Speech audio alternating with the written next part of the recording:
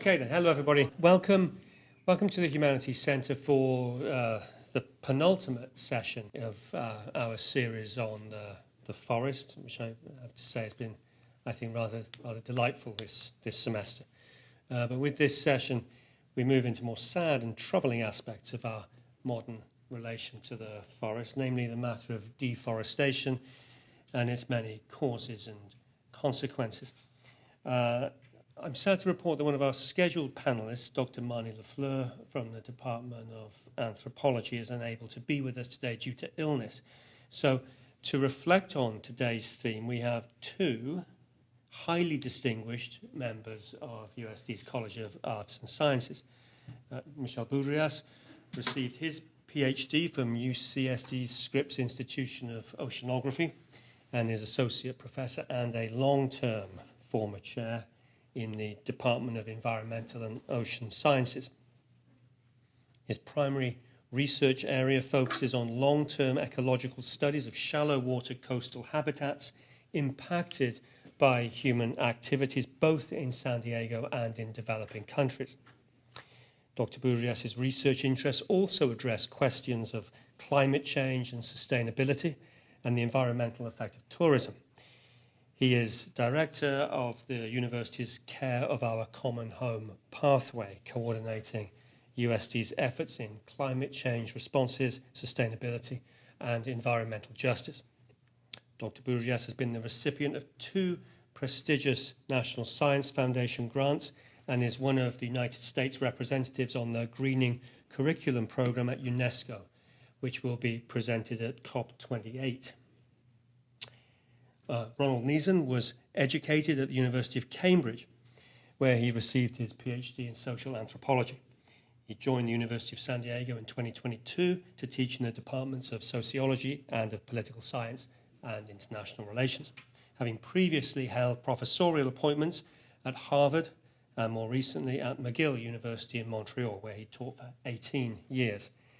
His research focuses on the social study of human rights, indigenous peoples, social change in Africa, and the anthropology of organizations. Dr. Niezen has published a dizzying number of books, including the titles Public Justice and the Anthropology of Law, The Origins of Indigenism, Defending the Land, and The Rediscovered Self, Indigenous Identity and Cultural Justice.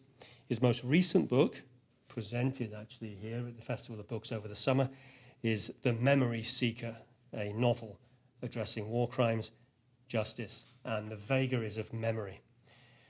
So thank you both for being with us today, and please give a very, very warm welcome to Michel Boudrias and Ronald Niezen.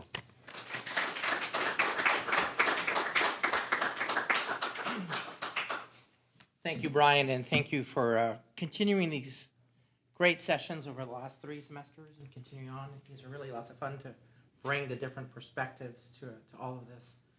So I'm going to preface the presentation with a few surprises, and those of you who know me, that's not going to shock you. You'd expect me as the environmental and ocean sciences person talking about deforestation to focus only on the environmental impacts and sort of the negative aspects of deforestation. But this entire semester, there's been this tension between human resource use of the forest versus preserving the forest versus connecting to the forest. And so I thought it would be good for me to present both sides of the conversation before we get to an end point. And there's 3 parts of this preface. Part of it is to fit into, I think, what's been this continuing conversation, no matter what the topic was. From art to images to philosophy to English literature, it was always these 2 contrasting perspectives. That's one part. The second part is, and I'm going to blame Ron just a little bit for some of this, but Ron and I have taught a class called Environmental Issues, and Ron started this change with this class to have the students go through some really strong training in critical thinking and argumentation. And we come up with debate topics, and the students will have to debate an important environmental issue, and they have to debate both sides.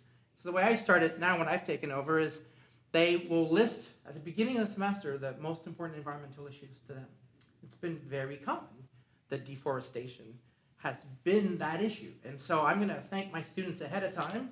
I've borrowed several of their slides in their presentations, and you're going to see the pro-deforestation side contrasted with the con-deforestation side. And I will tell you that is a big challenge for anybody, but especially for an environmental and ocean sciences student, to talk about destroying the environment. And it's a really big lesson for them about how to get those arguments together and present them, not believe in them necessarily, but certainly present them in a place. And the third thing is, I wanted to add some things that are not just the science pieces, so I start with some art. And I like Gaia, the goddess of the earth. Shocking to any of you who would think what it is. My cat's name, one of my cat's name is Gaia. That's how important it is. Our department has 2 boats. One of them is called Gaia. So I wanted to start with this idea of reflecting on both the beauty of the forest and maybe the concern that we have. So the title of the talk is To Kill or Not to Kill the Trees. And my pro-deforestation students, their topic was kill all the trees. Now, clearly they didn't mean that, but they wanted to really put that position up front. So let's start with some pro-deforestation arguments. Really, if you want to put it in our context, let's start with our use of human resources. How do we view the forest, right? So if we're not going to use trees because we think we should protect the forest, then what else are we going to use? Well, if we use wood for many things, I'll come back to this, but for timber, for textile, for energy, right? We could use concrete for some building, but concrete has its own major problems, including the fact that it is responsible for 8% of global emissions of CO2. They're working on some new concrete, but it's still one of the major problems, with 4 billion tons of CO2 released per year. We could use natural gas instead of wood. In some places we're going to do that, but that produces a lot of methane, which is 24 times more powerful as a greenhouse gas than CO2 is. So again, something we need to think about. We could use plastic for some things, and there's some great ideas for plastic, but we all know the impacts of plastic pollution. And it also means millions of barrels of oil to produce the new plastic, and all the plastic waste that's going to the ocean, including even the microplastic that we're seeing now more and more. So we really are in a place where we went through the historical perspective that wood is still something we need to use in many places, and especially in developing countries. So let's be pro-logging, right? So we're going to take a beautiful tree that we might love for many reasons, and then we're going to cut it down to make some products. But these products we use every day. We may use it for paper. We might use it for chairs. We might use it to cook our food. We might use it to build our houses. If we get rid of forests from a deforestation perspective, we're also doing that for agriculture, for cattle, and even for other crops. And so it's very hard to say we're going to stop all deforestation if many of the things that are part of our everyday life, right? Same thing for plastic. These are things we might want to be better at, and we will talk about some of those solutions, but it is inherently part of our use of the resource to taking some aspects of wood. Let's talk about economics. I know, I'm a marine scientist, but this is an important piece to think about if on the pro-logging side, right? We're talking about $570 billion. We're talking about even reclaimed lumber as a big business, making paper products. Wood-based biofuels, 27% of the U.S.'s energy consumption. Imagine some other countries where it's 75 or 80%, particularly in the developing world, right? It also means jobs. It also means economic opportunities. So it's a very important component to, if you want to take it to the social sciences and the cultural piece, that we need to maintain some use of this forest. We should talk about it more sustainably, but clearly there is a reason to cut down trees and a reason to use those products in our everyday life. Many of you must like music. You like your instruments. There's a lot of beautiful instruments that are entirely made of wood. It would make your orchestras really different if we weren't allowed to use wood to make some of these instruments. You may want to eat. Over 2 billion people on the planet, a quarter of the planet uses wood as their cooking fuel. In some places where they don't have enough wood, they're starting to use plastic, which is horrible. They're burning plastic trash to cook. So again, wood is a necessary resource in this case. And we make paper and canvases and frames for your artwork and a variety of issues that we use. We still have people, we're still printing exams and using blue books and having things where people are writing on paper. So we can't pull it out of our life. We have to think about how to use it as a resource in a way that may be different. But it is so inherently there that cutting down trees is part of what happens in reality. So wooden buildings are still popular. People like to renovate their homes, put new cabinets in their kitchens, have wood floors, maybe decorate their house with wood sculptures and things like that, right? We love the color and the texture and the grain. It's part of that richness. It's part of our connection to the tree, except the tree is now cut and put in a different place in our homes, right? It's much more affordable than some of the other products out there. And we also have an aesthetic appeal. In fact, there are some ways of replacing your wood, like Trek, which you can make your deck out of. And what's it look like? It's made to look like wood. So even though it's made of plastic, we still have that aesthetic connection that I want my deck to look like I have a wood deck, even though it's a plastic deck, right? So I asked my students when they were trying to do, like, Dr. B, it's really hard to do pro-deforestation. How do I make this? I want you to connect to you or your family. So I have 3 short stories. That people connection to wood, not to the forest, but to wood itself. One of our students, her grandfather, was a forester. And his view was we need to cut down trees because we need to control certain things relating to the forest, right? Trees can pose a wildfire hazard.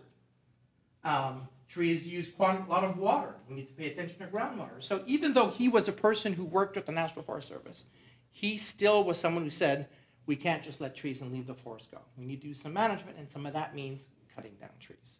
That was one personal story. The second one is she started this by saying, I really like to eat good food and drink good wine. And have good food means sometimes cutting down trees to grow those things, right? To grow coffee and tea and maple. I'm Canadian. Maple syrup. Quebec has a maple syrup reserve. Clearly, it's an important fluid for us in Quebec, right? Spices.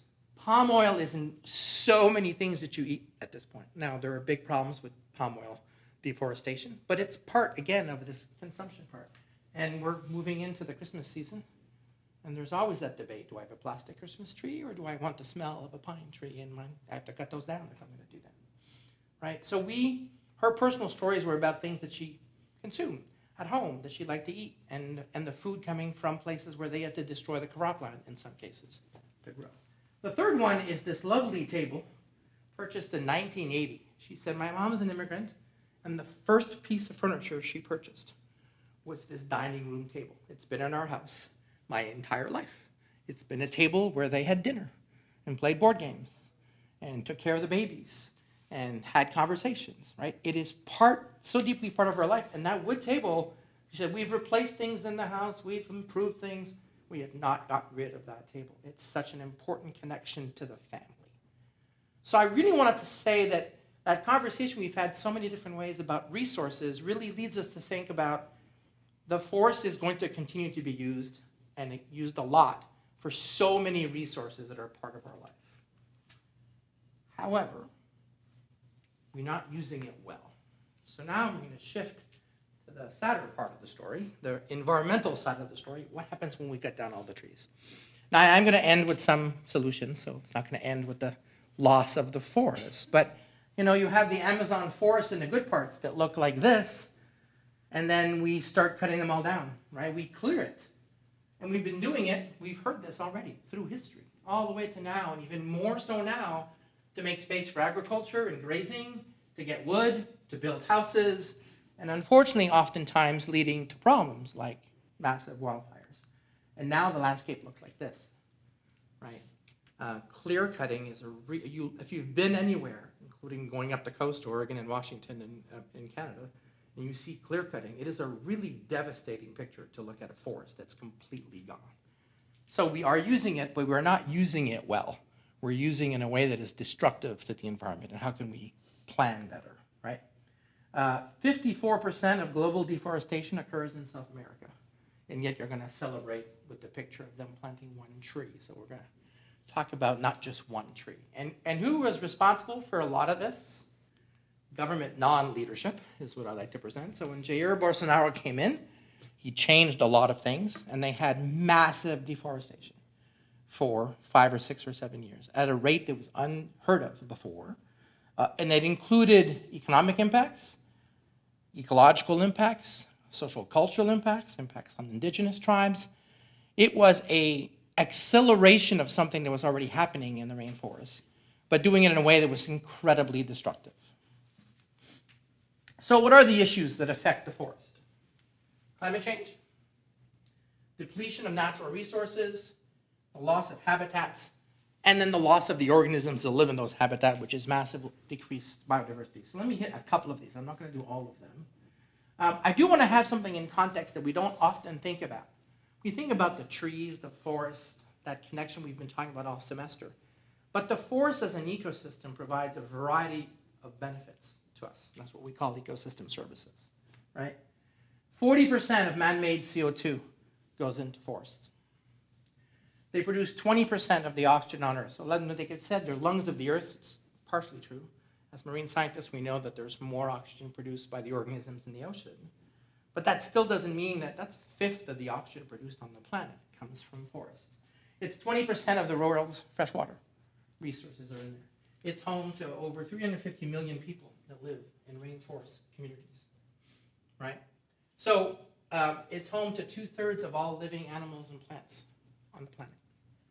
So if you think about that, there's a lot of things going on in a forest, and if we don't take care of it, and if we destroy it without thinking about what the impacts are, we're not going to have a place to contemplate. We're not going to have a tree to hug. We're not going to have a place to go and connect to the forest in the ways that are not resource-driven. All right? Water depletion is another big one. One of the things that happens when you get rid of the forest is you change the impacts of the soil. You end up having a lot of erosion, and now you have a double problem because you're actually losing the soil, and you're also creating those issues. That means then your water gets contaminated, so now you've got water contamination on top of all of that.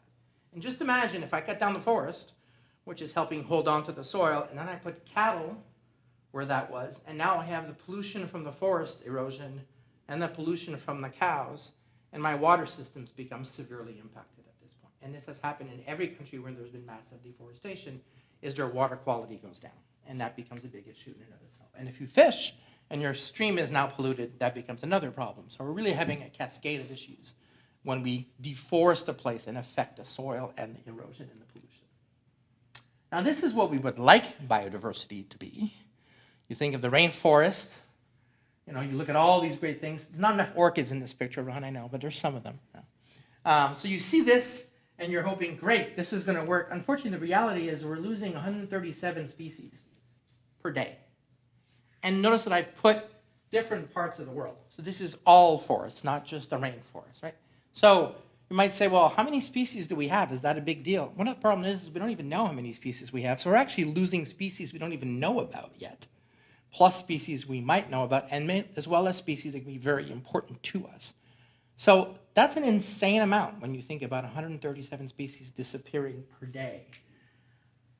We have lost over 420 million hectares of forest since 1990. And every time we take some land away, we start affecting a variety of different species because we're changing the ecology of the forest. Right? They've adapted over millions of years to live in this forest, and now all of a sudden the forest is disappearing. So we have a massive impact from that perspective as well. And then the other part that we sometimes hear is even movies about this, right? The fact that we, from tropical rainforests, get medicine that's important to humans. Important stuff, right? Materials like curare to help with multiple sclerosis, cortisone, quinine, right? All these things that are now used and now produced, but they came from the forest originally. So that ecosystem service, these plants that disappear before we even know about, these interactions between plants and insects that may play a role, right? So we're losing the forest, we're losing the animals and plants in the forest, we're losing the opportunity for medication that could be important to humans. So we're actually destroying one of the potential resources that might be important to us by actually losing part of that forest. So as much as I talked about the need to use the forest as a resource, we're using it in a way that's actually causing us to lose even more resources, particularly when you don't take care of it carefully. And I'm going to add one more part. I'm sure you're going to speak more about this. But if you look at the Amazon, you're also having situations where you're displacing entire tribes. You're changing an entire way of life for people. And this was particularly problematic in the last decade or so when Bolsonaro made such a massive impact on the rainforests in Brazil. So before I get to our solutions, I'm not just a scientist. I looked for poems and things, and I found this haiku, which is a little depressing, but at least it connects to, I think, summarizing our impacts. Right? Logging all the trees, animals lose habitat, spells out extinction. Cutting down the trees needed by the Africans for fuel, food, and furniture. Genocide of trees, the forest turns to deserts. The world becomes nothing. Deforestation, less oxygen in the air, little left to breathe. Right? So if you just Google poems and ideas on rainforest, it's pages upon pages of people who've reflected. Now, of course, I looked for one that connected to deforestation itself. But it's really affecting us everywhere. So what do we do? Right? One of the big lessons in working on climate change communication for the last decade is it's really depressing to talk about the science piece only. And we have to leave with what can we do, because that's really what we want to step up. What are some of the solutions we can think about? So I've been using a lot of public art in my class as well. By the way, it's really kind of cool to do science and art together and have my students think about other ways of communicating. So I'm going to use this as my transition, that even though the tree is gone, we can think about what will grow if we work on the tree. So here's a couple of messages. One is that we're going to be using the tree, the forest, right? We're going to be using it for timber, paper, and biofuels, but we can do it in a way that's more sustainable. We could think about ways of using less of the forest, of replanting, of doing certain things that would help us maintain the forest. We know that there's a lot of jobs that come out of working from the forest, and there's goods in our daily life, necessary products, but we need to see and balance that. And one of the big things we should be doing is avoiding overconsumption and think about ways we can do things that may not necessarily use so many products from the forest. And we have important social connections. I know Ronald talked more about indigenous practices, but we could learn a lot. We need to connect to them. We need to remember what happens when we get their habitat to completely disappear. We have ways of getting products from the thing that'd be better, and we're not going to lose our aesthetic value. We need to find a way to connect to it. So how do we do that? Well, first, I want to use this quote from indigenous tribes that talk about using it as a natural resource, but doing it sustainably. That is, there's no need to take down every single tree when you're doing these things. There's no need to cut down all the trees and plant a monoculture of coffee trees and actually lose the ecosystem services of a forest. They've found over and over again that if you're going to plant coffee trees, for example, and you do essentially a forest, different kinds of trees and plants, that the coffee does better, the forest does better, the soil does better, the animals do better. So we need to think about our use of the tree resources and the forest resources in a way that is beneficial to us, but to the planet as well. So here are my solutions. Replanting, rewilding, and sustainable forestry.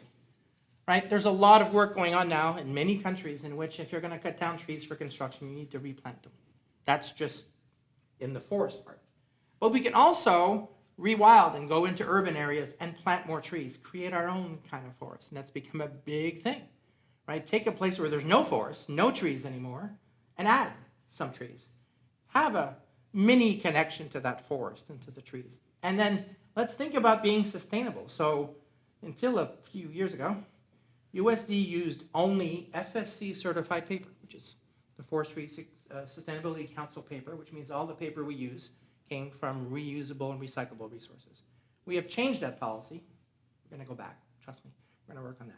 That's the kind of thing where you can say our organization is going to use our resources from the forest in the most sustainable way possible. That's one. Two, we are an educational institution. I teach about climate change communication. I can't get away from education. Though, by the way, these are some of the ideas from my students. So I am borrowing some really good ideas from them as well. We need to teach people about climate change. I know this sounds like a strange statement, but our new Speaker of the House is a denier of climate change. A member of Congress last week said, I don't care if the summer was hot, it was cold when I went out with my kids on Halloween. Right? We have a series of people in power who don't understand the concepts of climate change. And this is something that has to go away. That conversation has to stop, because if we don't understand that, we're going to lose our forests and our rivers and everything else about it. And so I've been working on this for 2 decades, or a decade and a half now. It's part of why I'm working with the greening curriculum is we need to make clear that we educate people. And by the way, one of the models we use is called K through Gray. K through 12, everybody wants to focus there. K through 16, that's where we play. But people leave and then they never get educated again. So we're working a lot at how do we work at museums? How do we work in other places? How do I go talk to a room full of CEOs about making smart decisions in a sustainable and climate action space? And that's what I've been doing for the last decade or so. Okay? We need to teach people about deforestation itself. People don't know about some of these things. About wildfires, we know. We've had some in our own backyard not too long ago, and there's more and more everywhere, right? Australia's been smashed. We've had them in Washington and in Oregon, and part of that is because we're living closer and closer to the forest.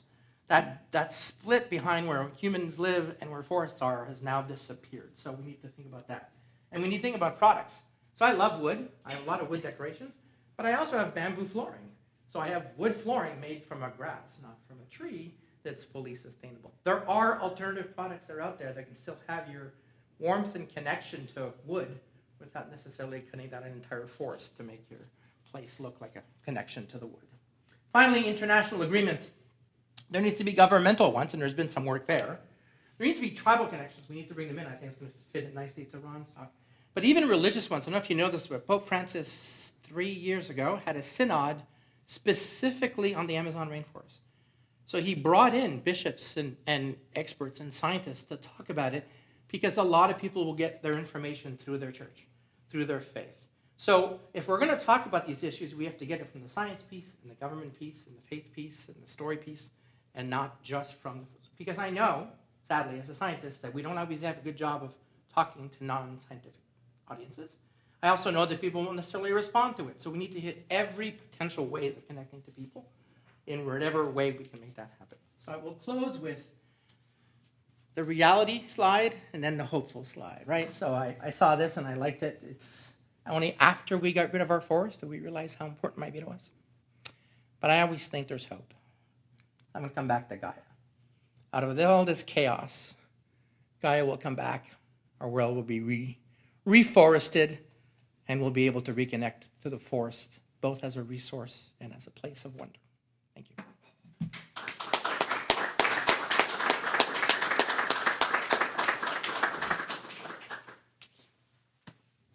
So, thank you for bearing with me. So I want to build on the general picture that we just got so nicely with a case study, and I feel a little strange about this because it's a case study that goes all the way back to when I finished my doctoral dissertation. You might have heard from the introduction that I did my work in Africa. Well, the place where I did my PhD became fraught, let's just say. It became a war zone, and I'm still studying it as a war zone, but you don't want to be going there all the time.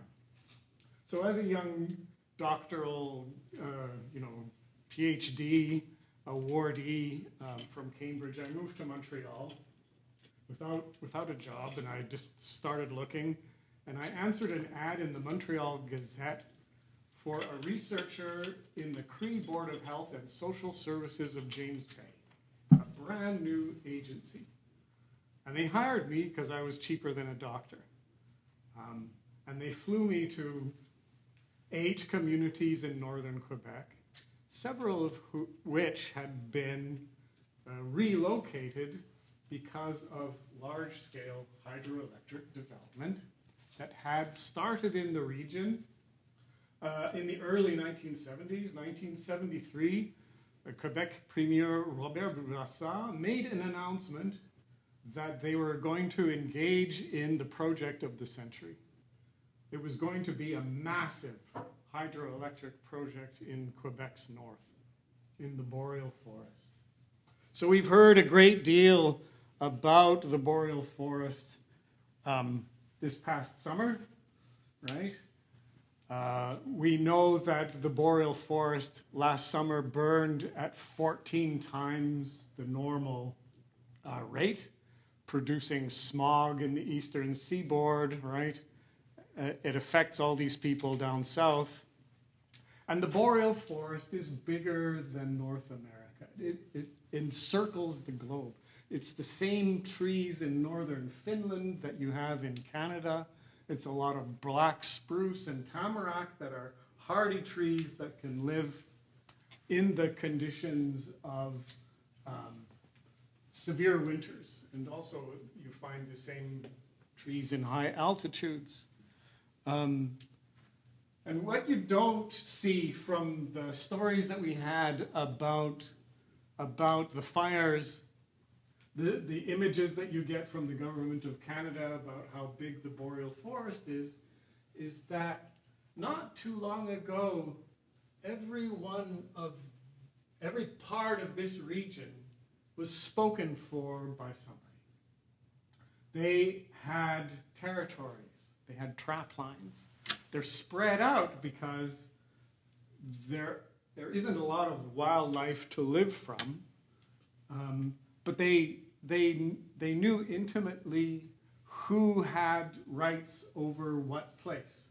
I supervised the doctoral thesis on the Nenets of northern Russia. I lived in Finland for a time, and the Samis of Finland, Sweden, and Norway are making claims in the north that are identical to those of the Crees.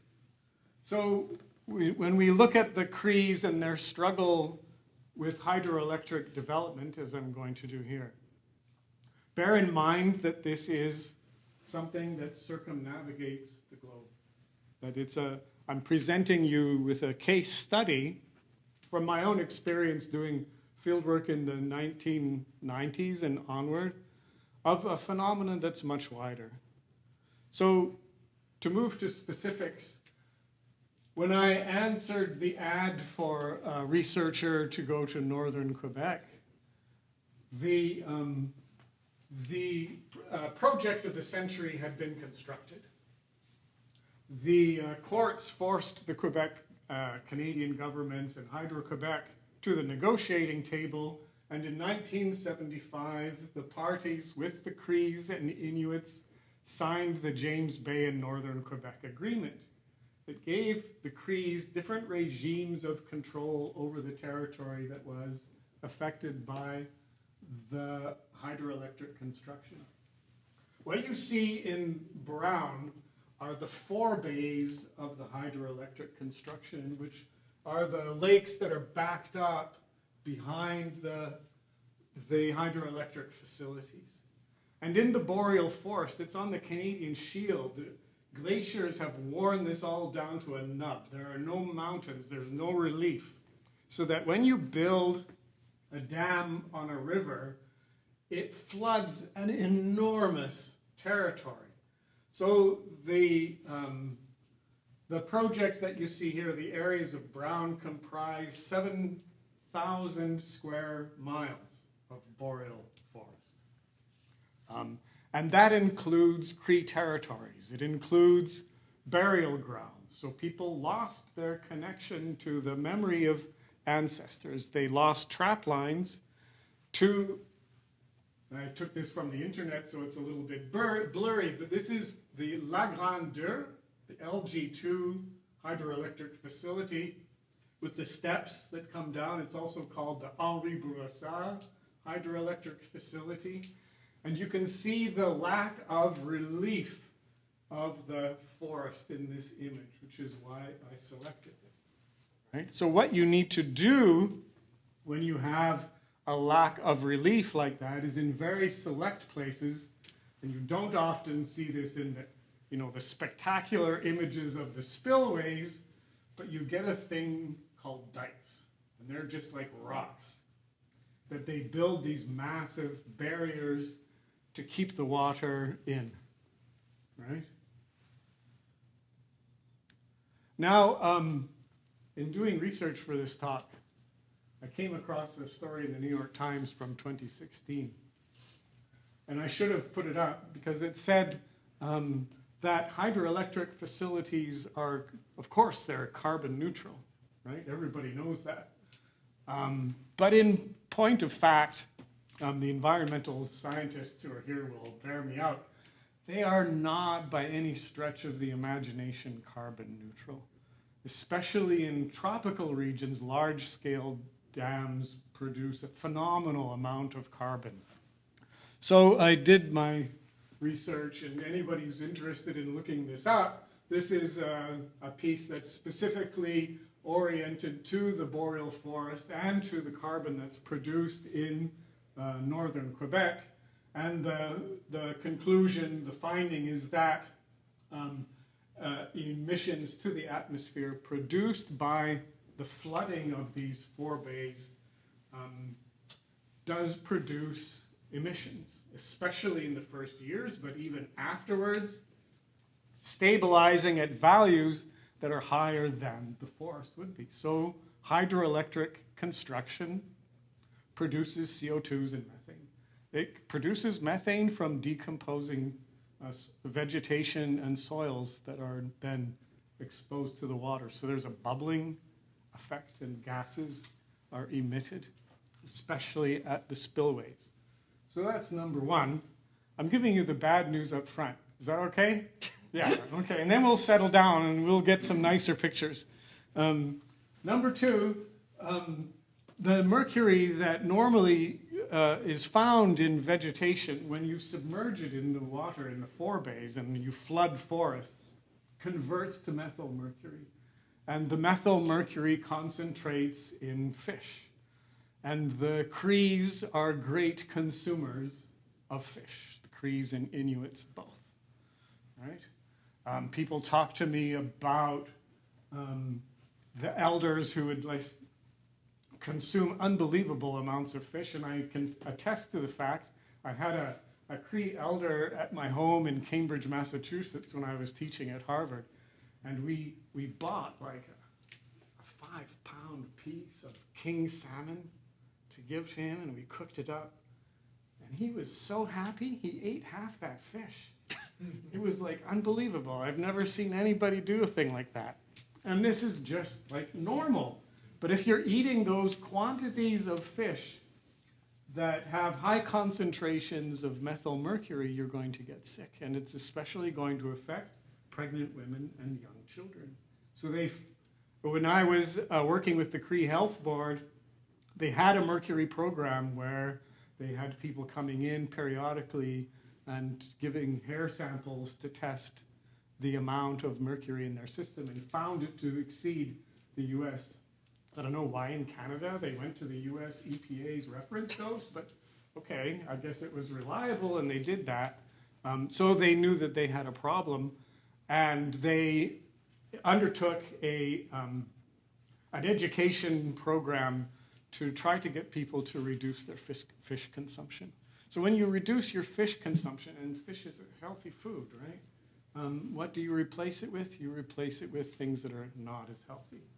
So we have growing issues of obesity and people who are not living from the healthy foods, the low-fat foods that you get from living from the land.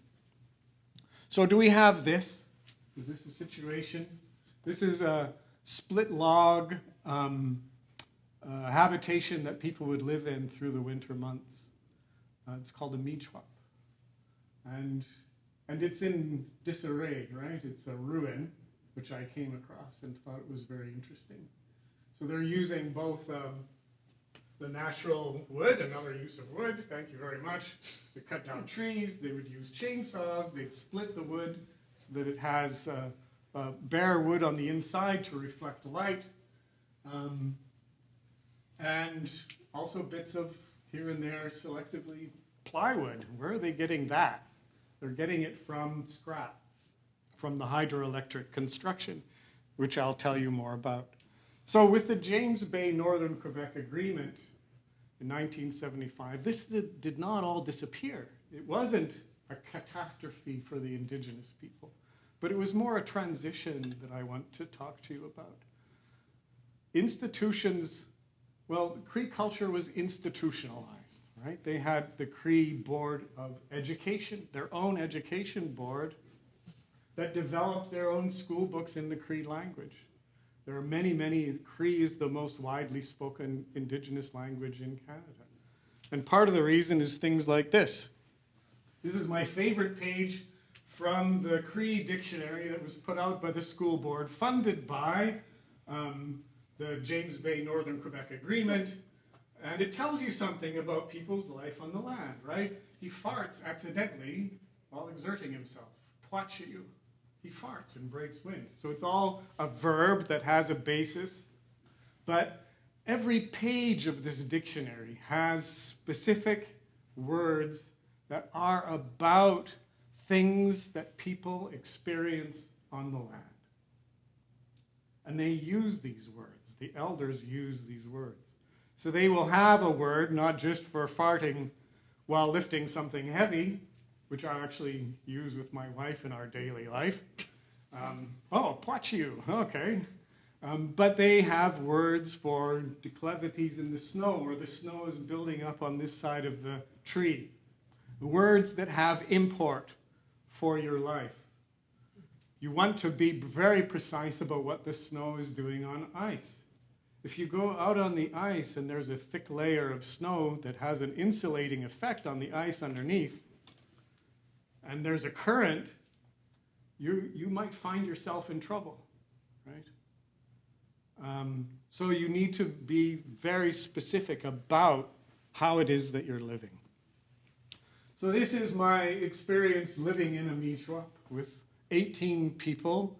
This photograph was taken in April.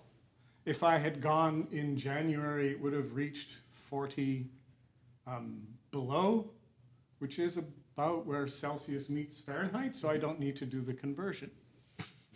Right? But it's not 40 below, it's not that cold, but when they started the fire, they threw logs in the fire for the first time. We all come and we gather in there. This insect life that emerged from the logs of the michwap was amazing. And instantly, like as soon as the warmth hits those larvae, out they come, and flying at you like B-52 bombers or something, right? And the insect life of the boreal forest, I read somewhere, I can't tell you for sure, is richer than that of the Amazon. Insects that we don't know exist are there, and I think most of them bite. Here's the inside of the michwap. So there's a certain modernity that you can see here. There's a combination of the traditional, the split logs, and the modern, right? You see the tender flake pail. Boy, do they go through the lard when they make bannock, which they learn to do from the Scottish, the indigenous people of the north. There's a propane heater, not just the stove that they keep cooking. There are lanterns and so on. So there's an adaptation, an adjustment that goes along with the modern lifestyle. There's learning to hunt from a young age. An 11-year-old boy with a BB gun practicing on whiskey jacks that come around the camp. And here's the results of his hunting. I guess he was a pretty good shot. But what else you see here is a snowmobile and a toboggan. So they would go out to get the logs. You have this toboggan on sleds, on skis, right? And you would cut up your wood and bring it back in this. And fuel, of course, right? So it isn't, it's an adaptation and adjustment. It's taking from modernity what modernity can provide and making do with what you have to make do with. Here's your outhouse. So when it's 40 below, those are your facilities, whether you like it or not. The life in the forest is not comfortable. And young people who find themselves in trouble, one of the programs that they developed in the Cree Board of Health was to have elders who were good with the kids to take them out on the land. And this is one of the things that I participated in. And there was never any trouble. You know, a kid armed with a BB gun who's been like in trouble in the community and is fostered locally in a group home, killing whiskey jacks, no problem. And when I asked one of the people in the health board about it, I said, "What? How does that work?" He said, "He explained to me the bush is a natural disciplinarian. You can't hang out at 30 below. You have to like obey the environment or you get into trouble." Nobody has to scold a kid. They learn from being there. So the community that I got to know best is called Chisasibi. It's in the map that I showed you earlier. I can maybe skip back, all the way back. Chisasibe is here in the north of the James Bay. And Chisasibe was a constructed village. It was relocated from Fort George Island to the west because the engineers felt that the fluctuating water levels from the spill from the hydroelectric facility were going to erode the island in which people had based their lives. So my arrival corresponded with like the somewhere between 2 and 5 year anniversary of the community being relocated from Fort George. And there were still many attachments to Fort George and people who chose to live there. So here we see people who are still living on Fort George, and again the can of gas and the skidoo. This is the skidoo elan, a model of skidoo that was simple, reparable in the bush, that got people from the village to the forest, so that when they were centralized in villages, they could come and go freely. So I drove this skidoo in the winter when the river was sort of frozen and had to rely on my guides to tell me that it was okay to drive there, and it was very scary.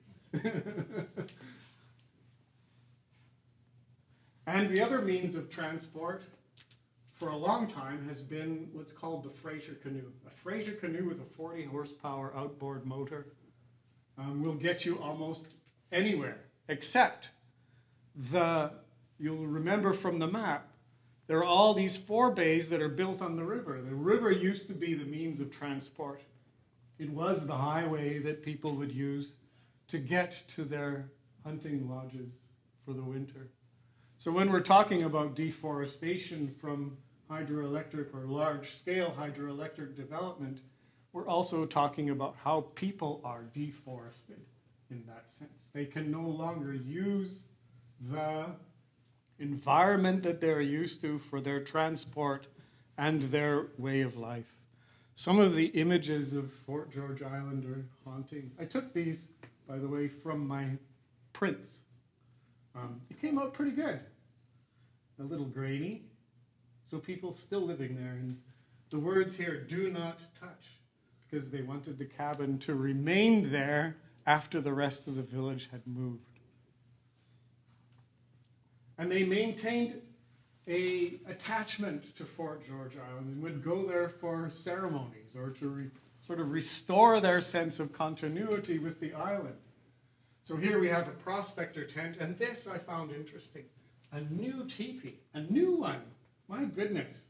So they set it up specifically to celebrate and enjoy their previous life on the island, right?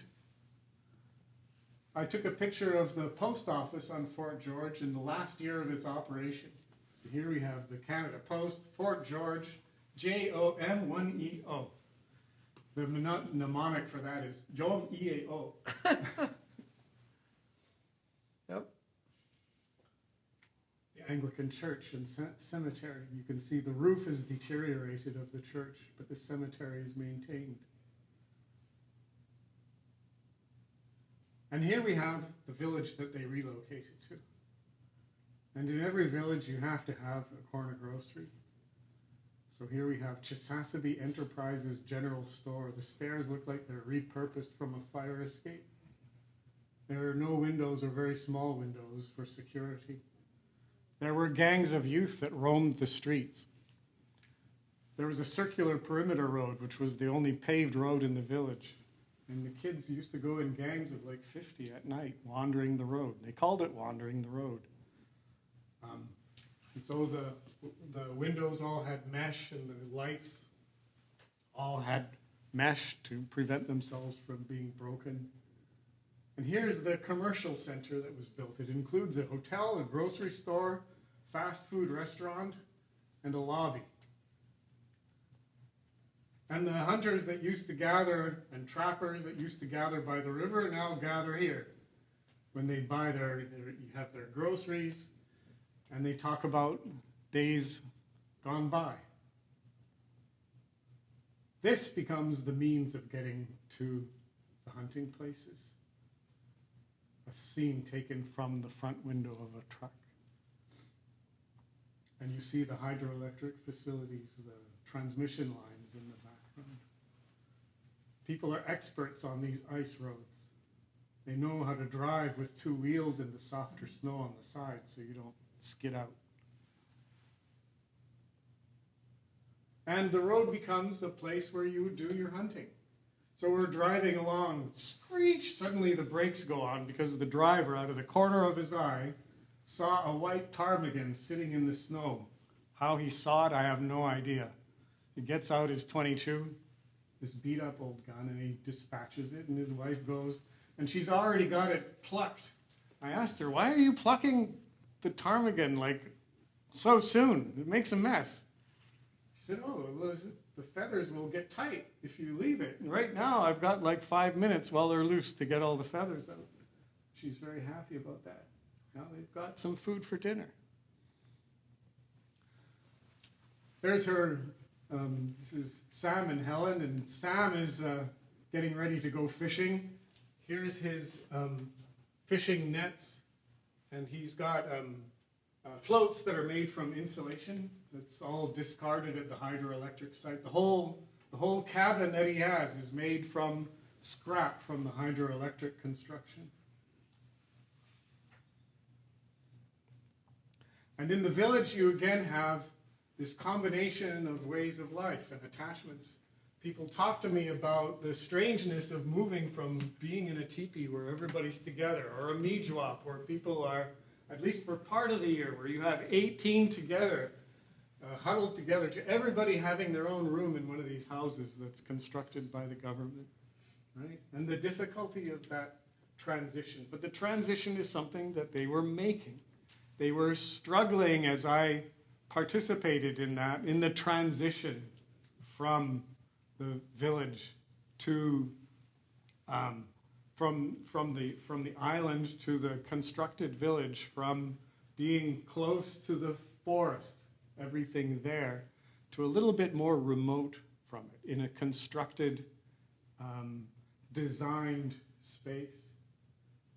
And yet they maintained their language and their connections through the tools of modernity. I wrote about this in my first book, which came out in a second edition. When? Gosh. Well, sometime after the first. But you can see that this picture here I took. I'm actually going for a walk, and a little further along I took the photograph that becomes the cover that illustrates the persistence of this attachment to tradition, even while the sort of modern housing is brought to them and becomes a part of their lives. So thank you very much. We'll leave it there.